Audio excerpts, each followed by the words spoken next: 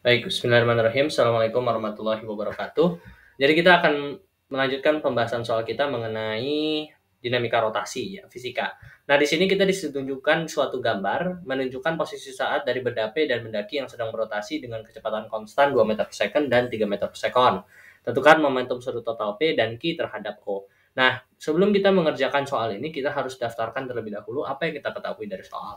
Nah, di sini ya, eh, di sini ditunjukkan bahwa apa namanya nih, si benda P dan benda Q ini kita punya ketahui kecepatannya ya. Benda P kecepatannya 2 meter per second dan benda Q adalah 3 meter per second.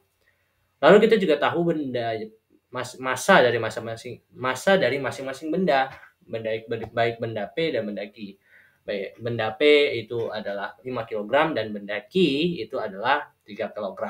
Nah, kita juga tahu jarak dari benda P ke titik O dan juga jarak dari benda Q ke titik O ya, masing-masing 4 meter dan 2 meter. Nah, ini tidak saya tuliskan di dalam sini, tapi nanti kita akan gunakan. Nah, kita disuruh untuk mencari momentum sudut total ya. Berarti kalau kita coba jawab ya, L total berarti kan ya, L total itu berarti L dari si P ditambah dengan L dari si Q. L itu maksudnya adalah momentum sudut ya. Nah, L dari P itu kan, ingat rumus daripada momentum sudut. Momentum sudut rumusnya I dikali omega. Ya, berarti IP dikali omega P ditambah dengan IQ dikali omega Q. Gitu ya. Oke, baik. Selanjutnya ya, IP ya. IP berarti kan inersia di titik P ya, karena ini adalah benda titik ya. Ini kan suatu bola gitu ya.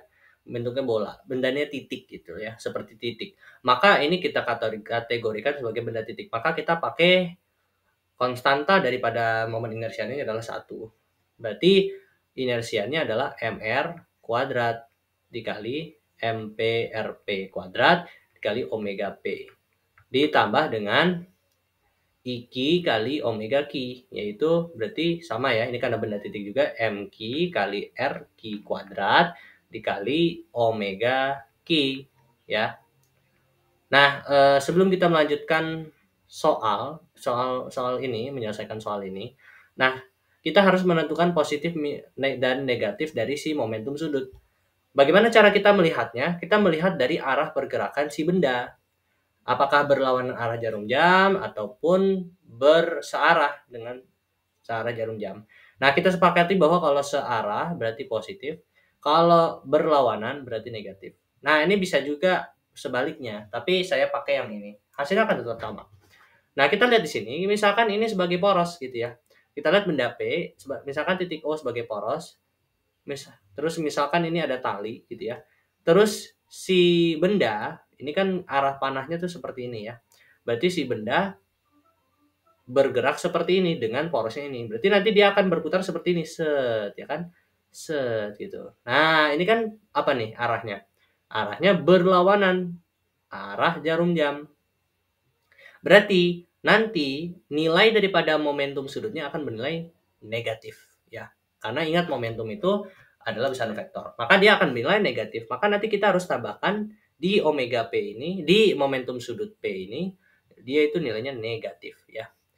Nah, sedangkan yang Qi, sekarang kita lihat yang Qi. Yang Qi ya, misalkan dia dihubungkan oleh tali seperti ini, set gitu, yang sepanjang 2 meter. Nah, lalu dia bergerak seperti ini. Nah, nanti kan dia akan bergerak seperti ini, set ya. Nah, ini kan searah dengan jarum jam. Artinya nanti nilainya positif. Berarti ini sudah benar ya, positif MQ RQ omega Q kuadrat MQ RQ kuadrat omega Q-nya itu adalah positif gitu ya. Atau momentum sudutnya adalah positif gitu. Nah, maka ini kita harus tentukan nih. Nah, sekarang kita sudah tentukan positif dan negatifnya. Nah, maka ini nanti perhitungannya sudah aman. Nah, sekarang ya, MP RP kuadrat dikali omega P. MQ ditambah MQ RQ kuadrat dikali omega Q. Nah, omega kita tidak ketahui ya informasi tentang omega. Kalau massa, kalau M dan R kita punya. Ya, R itu yang mana ya? R itu kita punya dari sini nih. Jarak dari si titik, dari si benda kepada si titik pusat, yaitu O gitu. Nah ini 4 meter, 2 meter itu adalah R-nya. Jadi RP dan RQ sudah kita ketahui, MP dan MQ kita sudah ketahui, tapi omega tidak kita ketahui. Nah, maka kita bisa gunakan rumusan bahwa momentum sudut, kecepatan sudut omega itu sama dengan V per R. Nah, ini adalah rumus dari ini ya, dari gerak rotasi gitu ya. Omega adalah sama dengan kecepatan linear dibagi dengan jari-jari. Maka kita bisa substitusikan ke sini. Jadi minus MP RP kuadrat dikali omega P. Omega P ganti dengan V per R. Jadinya VP per RP ditambah dengan MQ RQ kuadrat dikali dengan omega Q kita ubah jadi V per R. VQ per RQ. Nah, ada yang bisa kita coret ya, yaitu ini RP dengan RP. Nah, ini karena kuadrat dibagi dengan terus dibagi dengan RP gitu ya.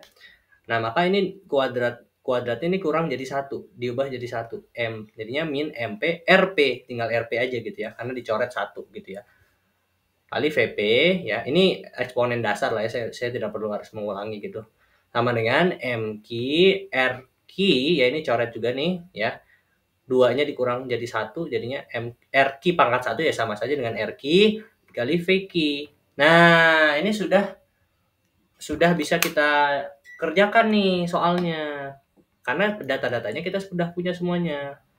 Berarti ya minus ya, ini kita tinggal masukkan data-datanya. Min MP, MP-nya 5 dikali RP.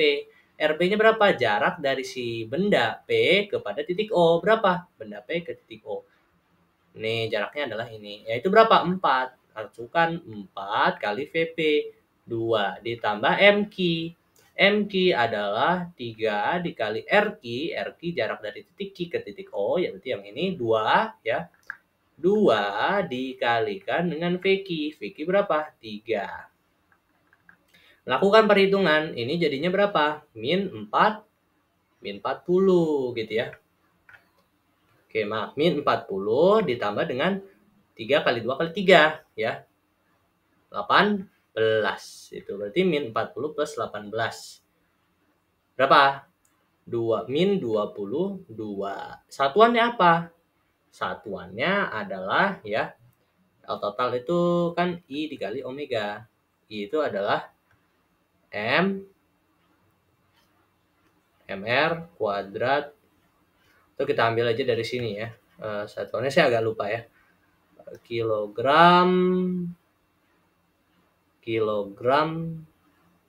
meter per sekon ya, atau kilogram meter kuadrat per sekon. Nah, berarti kilogram meter kuadrat per sekon. Nah, berarti momentum sudutnya adalah minus 22 kilogram meter per sekon. Oke, jadi mudah ya mengerjakan soal ini. Semoga bisa dimengerti pembahasan soal dari saya. Terima kasih. Assalamualaikum warahmatullahi wabarakatuh.